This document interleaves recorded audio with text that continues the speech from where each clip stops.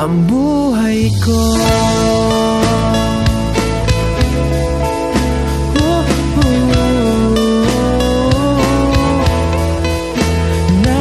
Naalala ko pa nung pinapangarap pa lamang kita, hatid, susunduin kahit mga bituin aking susungkitin.